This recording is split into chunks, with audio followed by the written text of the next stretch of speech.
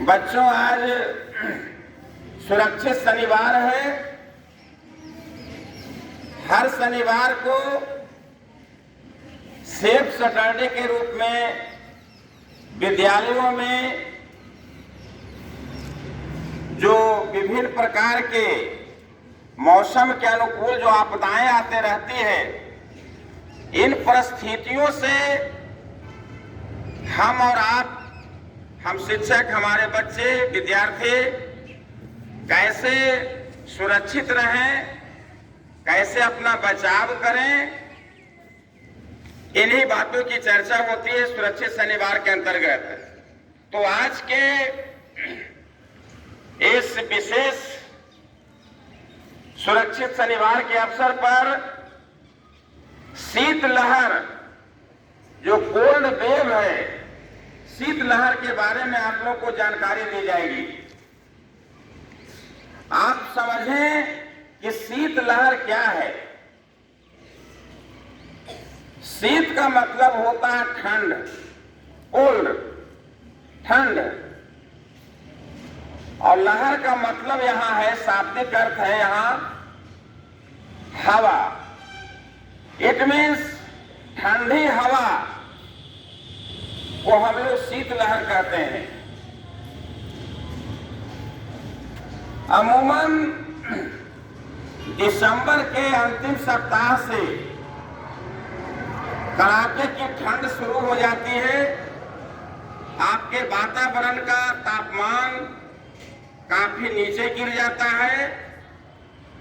7 degree Celsius से नीचे जब तापक्रम होने लगता है तो वह स्थिति शीतलहर की स्थिति होती है। 6 डिग्री, 5 डिग्री, 4 डिग्री, मैंने हाड़ गला देने वाली ठंड पड़ने लगती है। कपकपी आती है, ठिठुरन होती है, और शीतलहर का जो प्रकोप है लगभग 1 महीने चलता है। तो हमारी जो सारी क्रियाएं हैं, पढ़ाई लिखाई से लेके अन्य जो क्रियाकलाप हैं, उसको तो करना ही है, और मौसम की विषमताओं से बचना भी है। इसी के लिए हम शिक्षक आप तमाम विद्यार्थियों को सचेत करते हैं, सावधान करते हैं, समझाते हैं कि आप कैसे ठंड से बचें। सबसे पहली बात तो यह है कि शीतलहर का आप पर असर हो गया है, आपको ठंड लग चुकी है। इसका क्या लक्षण है? इसके कुछ सिम्टम्स भी होते हैं, लक्षण होते हैं। सबसे पहला लक्षण तो है कि जिस व्यक्ति को ठंड लग जाती है उसका शरीर एकदम ठंडा पड़ जाता है। कहीं छुओगे ना, स्पर्श करोगे तो हम कन लगेगा, एकदम ठंडा लगेगा, एकदम बर्फ जैसा उसका हाथ पैर हो जाएगा। और वहां पर जो अंग होता है, जो अंग विशेष जहां ठंड का अत्यधिक असर होता है, वह अंग विशेष शून्य सा हो जाता है, शून्य हो जाता है। मतलब वहां पर आप जिसको कहते हैं, गांव की भाषा में हम लोग कहते हैं, ग्रामीण परिवेश में हम लोग जीते हैं ना, गांव की भाषा में कहते हैं छुट्टी काटना। वहां पर छुट्टी काटेंगे तो उसको पता नहीं चलेगा, अंग शून्य हो जाता है। इसका कारण क्या है कि अत्यधिक ठंड के कारण जो हमारे शरीर में जो रक्त परिसंचरण के लिए जो नलिकाएं होती है, धमनी और शिराएं होती है, और खून भी गाढ़ा हो जाता है ठंडे के दिनों में। तो आने आपका ब्लड का सर्कुलेशन काफी धीमा हो जाता है, और किसी अंग विशेष तक यदि ब्लड नहीं पहुंचता है तो वहां शून्य की स्थिति बन जाती है। जितना छुट्टी काटेंगे या कुछ गड़ाएंगे, इसी प्रकार की अनुभूति आपको नहीं होगा, अनुभव नहीं होगा। एक लक्षण तो ये भी है। और लक्षण है, जब ठंड लग जाती है तो जी मिचलाते रहेगा, बार बार मुंह में पानी जैसा ढकार टाइप से आते रहेगा, जी मिचलाते रहेगा, उल्टी हो सकता है ना। छोटे छोटे बच्चे, जो 1 2 3 4 इस लाइक के जो बच्चे हैं, ठंड का जब शिकार हो जाते हैं तो उनको उल्टी भी होती है और साथ साथ दस्त भी शुरू हो जाता है, जिसको कोल्ड डायरिया कहते हैं। कोल्ड डायरिया, डायरिया तो गर्मी के दिनों में होता है, अपच के कारण जब इनडाइजेशन होता है तब ऐसी स्थिति बनती है, लेकिन ठंडे के दिनों में भी कोल्ड डायरिया होता है। तो और इतना ही नहीं, यदि हम लोग प्रकृति के विपरीत चलेंगे और शीतलहर में हम लोग उसको नजरअंदाज करेंगे, उसके सेफ्टी का उपाय नहीं करेंगे, तो अत्यधिक ठंड लगने से व्यक्ति अचेत भी हो सकता है, बेहोश हो सकता है। कभी कभी हम लोग देखते हैं कि आदमी सड़क पर चलते चलते गिर जाता है, ठंडे के दिनों में भी, है ना। जैसे गर्मी में लू चलती है, उसी प्रकार से ये शीतलहर है। अमूमन 1 महीने का पीरियड है, 26 जनवरी गणतंत्र दिवस तक लगभग रहता है, उसके 2-4 दिन पहले तक। तो ये इतना दिन हम लोग के लिए काफी चुनौती भरा समय होता है। इतने दिन तक हम लोग ठीक ढंग से रहें, तो ये तो कुछ लक्षण आपको बताया गया। अब है कि भाई आप बच्चे कहोगे सर जी आपने लक्षण तो बताया ठंड लगने का, इससे बचने का क्या उपाय है? हाँ, तो उपाय तो है, हर चीज का समाधान है, हर चीज का उपाय है। सबसे पहले बात तो ठंड के दिनों में बेजरूरत, अनावश्यक, बिना मतलब के, निरर्थक आप घर से बाहर न निकलें। मैंने कह रहा बिना मतलब, अब कोई काम नहीं है, झूठो मोटो ऐसे ही कुछ जैसे तैसे पहने, कुछ शर्ट ओढ़ा निकल गए रोड पर, है ना, तो अनावश्यक है। लेकिन आप पढ़ाई करने के लिए आप आते हो, कोई कर्मचारी कार्य करने के लिए अपने ऑफिस तक जाता है, तो अनावश्यक वो नहीं है, वो तो आपका रूटीन वर्क है। पढ़ाई तो होगी, आपको विद्यालय आना भी है, हमको भी आना है, और कार्य भी करना है। अनावश्यक कहते हैं, यदि जरूरत नहीं है तो कोशिश करें कि हम घर में रहें, है ना, बिना मतलब के खुली हवा में ना निकलें, खास करके। और इतना ही नहीं, ये सुरक्षा की समझ आप तक ही सीमित नहीं होनी चाहिए। आप अपने घरों में, आपके पापा होंगे, आपके बुजुर्ग दादा दादी होंगे, घर में डायबिटिक पेशेंट होते हैं, है ना, जिन्हें मधुमेह हो जाता है, जिसको शुगर भी कहते हैं बोलचाल की भाषा में, है ना, हाइपरटेंशन होता है ना, उच्च रक्तचाप के शिकार रहते हैं, अरे हाई ब्लड प्रेशर वाले लोग होते हैं जो दवा खाते हैं नियमित रूप से। तो वैसे लोगों को ठंड में और विशेष सतर्क रहने की जरूरत है ना। डॉक्टर भी ऐसा सलाह देते रहते हैं, उन्हें परहेज करना चाहिए, ठंड में विशेष बचाव के उनको ये करना चाहिए। ये तो है। तो आप अपने घरों में बड़े बुजुर्गों को भी अब समझाइए कि बिना मतलब के जहां तहां मत जाइए, घर में रहिए। बहुत दिन की बात तो है नहीं, काम के अनुसार घर से निकले जब जरूरी हो तो। और जो बच्चे हैं विद्यालय आए तो जो उनका ड्रेस है, अभी जो है क्या गर्म कपड़े पहनना चाहिए। जाड़े के दिनों में गर्म कपड़े पहनिए। अब ये कहने की कोई बात नहीं है कि सर हमारे पास पैसे नहीं है इसलिए हम कपड़ा कहाँ से खरीदें। सरकार आपको पैसे देती है, ड्रेस के लिए पैसे देती है, छात्रवृत्ति के लिए पैसे देती है, हर चीज के लिए पैसा दे रही है सरकार। तो क्या वो विद्यार्थी के लिए ही ना है? तो उस पैसे का आप उपयोग करेंगे तो आपको गर्म कपड़ा, ठंडा कपड़ा सब हो जाएगा उतने में, है ना। तो ये समस्या अब नहीं है कि आपके पास गर्म कपड़े का साधन नहीं है, तो गर्म कपड़ा पहनिए। गर्म कपड़ा का मतलब समझते हैं बच्चे? गर्म कपड़ा का मतलब होता है वुलन क्लॉथ, ऊनी वाले कपड़े, स्वेटर हो गया, मफलर हो गया, है ना, ऊपर टोपी पहनिए, माने आप अपने अंग प्रत्यंग को जितना ढक करके रख सके, ये चीजें हैं। कपड़ा में कमी नहीं। और आज भी हम देख रहे हैं बच्चों को, ढेर सारे बच्चों को, इस पर मैं खेद प्रकट करता हूं।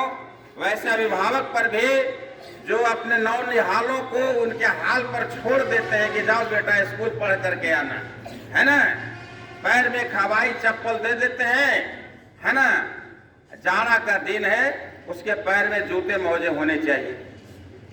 इसलिए बच्चे, आप लोग के पास यदि जूता मोजा हो घर पर तो जरूर उसे पहन करके आए, चप्पल में नहीं आए। और यदि जूता नहीं है तो अपने गार्जियन को कहें, बहुत पैसा नहीं लगता है जूता चप्पल में। यदि जिंदगी सलामत है, आप स्वस्थ हैं, तो जूता चप्पल का कोई महत्व नहीं है। एक बार आप बीमार पड़ जाओगे, डॉक्टर के यहाँ जाओगे तो समझते हो ना कितना जूता चप्पल उसे बिक जाएगा।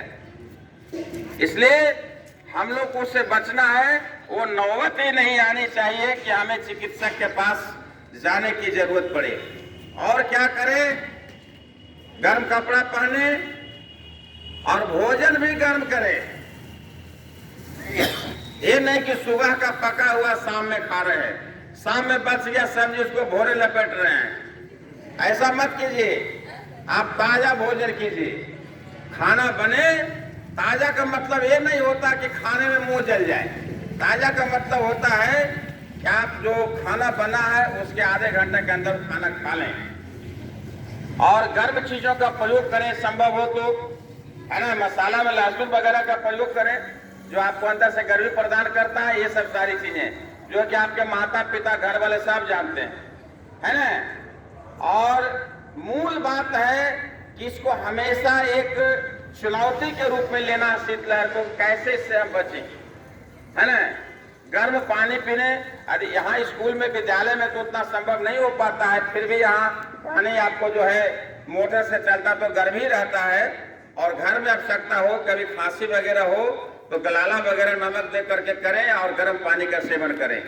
ये सब बहुत सारी चीज यदि आप ध्यान देंगे तो आप ठंड से बिल्कुल बच सकते हैं। कहीं किसी एक भी बच्चा को ठंड जो है कुछ नहीं बिगाड़ पाएगा यदि इन सारी सावधानियों को आप अपने जीवन में उतारें, इसे समझें, है ना, और इसको अपनाएं। तो ये सारी चीजें हैं जिससे आप ठंड से बच सकते हैं। हम बहुत सारे बच्चों को देखते हैं कि आपके पास वो लिबास है, ड्रेस है, टोपी है, मफलर है, सारी चीजें हैं, स्वेटर है, लेकिन पहन करके नहीं आते। ना, हमको ठंड लगेगा, हम बहुत अंदर से स्ट्रांग हैं, ऐसा भी फीलिंग रखते हैं। ऐसा भी फीलिंग बहुत सारे लोगों में होता है कि हम तो बहुत स्ट्रांग है, हमको ठंडा लगेगा। एकदम जो है अपने को जो है ना, मैनहुड दिखाना चाहते हैं और ऐसे ही यूं ही ठंड में निकल जाते हैं। नतीजा क्या होता है, आपको ऐसी ठंड लगेगी कि आपको संभालने का मौका नहीं मिलेगा बाबू। इसलिए आप प्रकृति से मत लड़िए, प्रकृति के अनुरूप चलिए, है ना। मौसम परिवर्तन तो होता ही रहेगा, तो उससे बचने के जो कारगर तौर तरीके हैं उसका हम लोग पालन करें। और जो बातें शिक्षकों के द्वारा बताई जाती है ना, इससे हम लोग समझें, माने। और जो ग्रामीण परिवेश है, शहर में तो नहीं, लेकिन ग्रामीण परिवेश में आप देखेंगे, हाँ, या जहाँ कहीं भी आप रैन बसेरा, है ना, सरकार की ओर से बनाया जाता, वहां आप देखेंगे कि जो गरीब गुरबा लोग होते हैं, जो रात वहां पर बिताते हैं, उनकी रात कैसे कटती है, आग जलाते हैं। आग, मैडम, आग जलाते हैं। यदि बहुत कड़ाके की ठंड पड़ रही है, ये सबसे सस्ता और सबसे सुरक्षित साधन है। आग जलाइए और चारों बगल से जो है बैठ जाइए और अपने शरीर को गर्म कीजिए, है ना। इसको यूं ही नहीं समझोगे कौन आग तापता है। इसको नियमित रूप से इसका सेवन करें और तौर तरीका सीखें तो बेहतर होगा। और बचाव के उपाय में कहता है कि सिर को ढक करके रखें, इसके लिए टोपी पहने, मफलर का प्रयोग करें।